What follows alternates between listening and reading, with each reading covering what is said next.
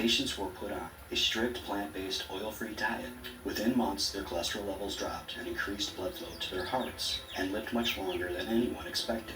If a plant-based diet could do that much for those terminal patients, what could it do for the rest of us? Today I'm going to be making a healthy Parmesan sprinkle. You know, for salads, pastas, or pizzas. It uses 1 cup of raw cashews, 1 teaspoon of salt, a teaspoon of garlic powder, and 4 tablespoons of nutritional yeast. Now, I'm going to be using my hand processor, but you can go ahead and mince these cashews up by hand if you want. So let's go ahead and get started. So the first thing I add is the raw cashews. Go ahead and mince them up.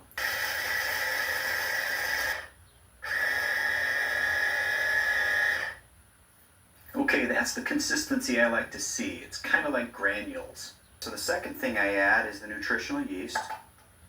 We'll go ahead and put the salt in there. And the garlic powder.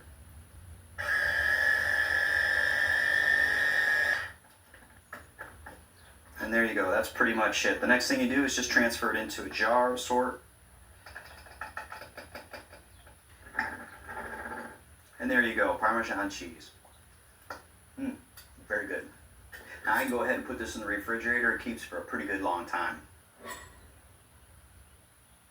Lasagna has always been a favorite dish of mine, and when I came up with a delicious whole plant-based version of it, I was really excited. And today I'm going to be using some spinach, some zucchini, some fresh basil, some mushrooms, some chickpeas, some tofu.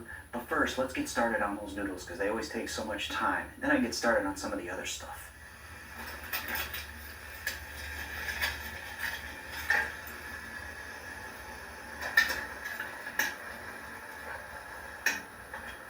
Okay, so now I'm going to go ahead with my ricotta mix.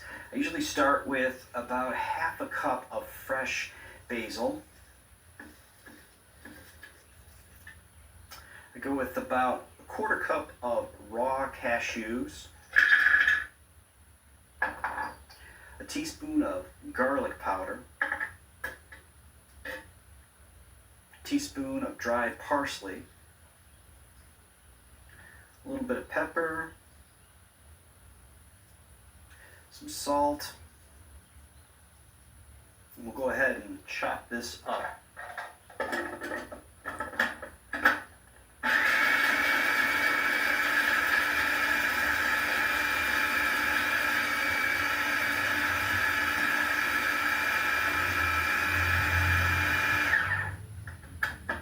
Okay, that's looking pretty good. Now I'll go ahead with a 1.5 teaspoons of Dijon mustard, a 1.5 teaspoons of balsamic vinegar, 1 teaspoon of tamari, 1/2 cup of nutritional yeast,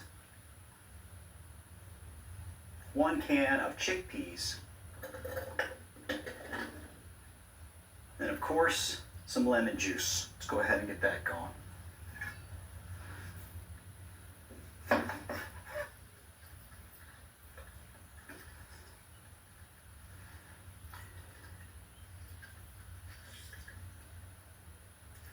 Okay, a little bit of vegetable broth.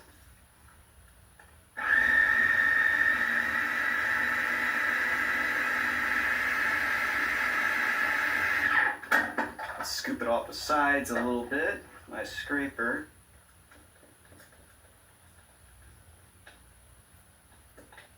Mix it up again.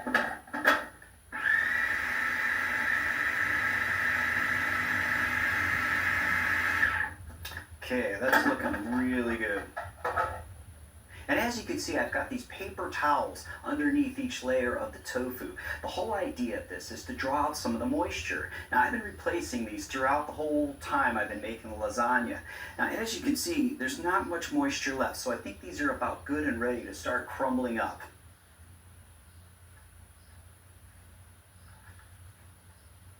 And I just use my hands and I just kind of break it up into little tiny pieces, similar to like ricotta cheese.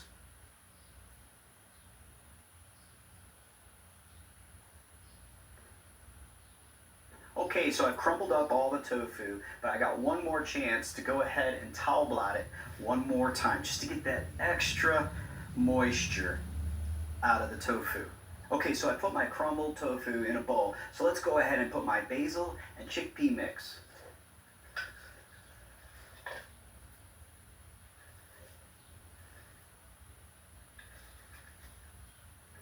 Let's mix this up.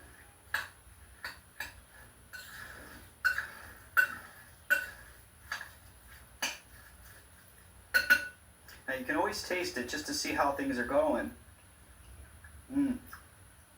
Just a tad bit more salt, just a tad. There we go. And we'll mix this in.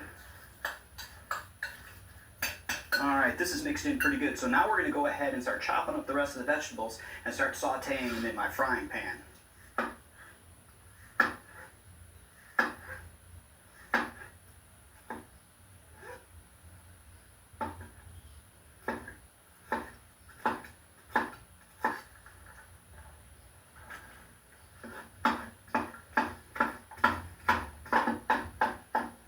Now, as you can see, I've cut my vegetables up kind of small. I want to keep them less bulky in between each noodle. So let's go ahead and get these sauteing. Okay, so I'll go ahead and add a little bit of vegetable broth so I can start sauteing these vegetables. Okay, so these are coming along great. See, the moisture's just starting to evaporate a little bit. This is totally optional. I like to put in just a little bit of salt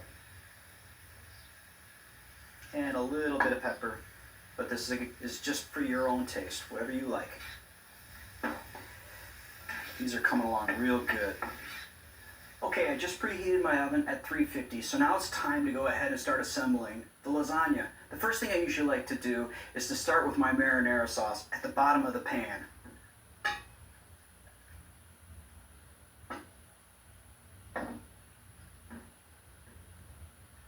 And I just like to get a thin layer at the bottom.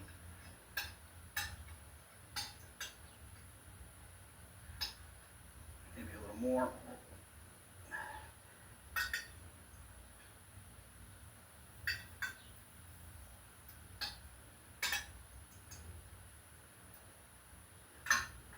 Okay. Then I'll go ahead and put a layer of noodles on there.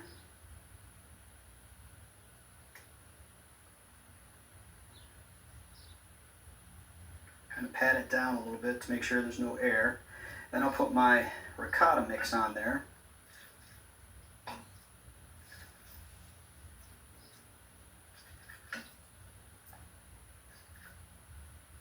Okay, now this is the tricky part. You want to kind of just spread it out evenly on top of the noodles like this.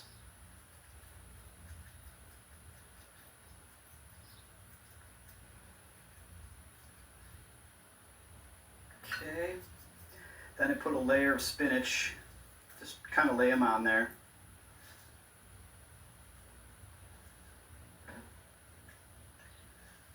There. Then I put a little bit of the vegetables in there.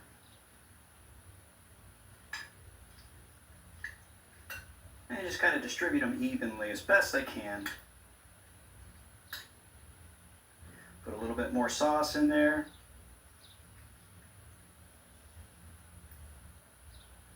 Kind of spread this around.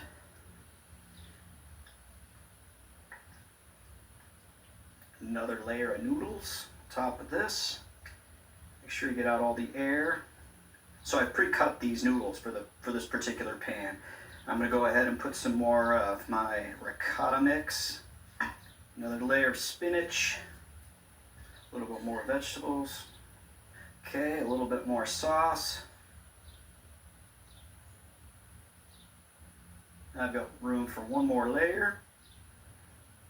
Put that on there.